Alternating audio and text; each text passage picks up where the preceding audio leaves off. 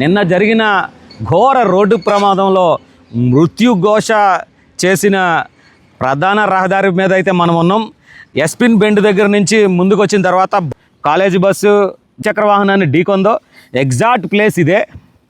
ఇక్కడ నుండి ఆ ముందు వీడియోలో కనబడుతున్న ప్రాంతం 20 అడుగుల వరకు బస్సు దారిలో ఉన్న దాంతో ఈడ్చుకుంటూ వెళ్ళిపోయింది.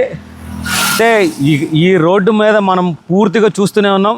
ఎక్కడ చూసినా వాహన శకలాలు మాత్రం కనబడుతున్నాయి.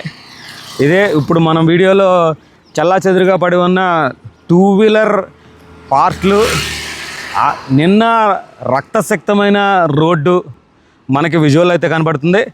ఇప్పుడు బండికి సంబంధించి తునకలు అయ్యి ముక్కలు కూడా చెల్లాచెదురుగా కనబడుతున్నాయి. నిన్న సాయంత్రం ఏదైతే ఉందో ఆ ప్రాంతంలో వారి శరీరాల నుండి భాగాలు వేరై, తల నుండి భాగాలు వేరై ఉన్న ప్రాంతం అంతా ఇదే.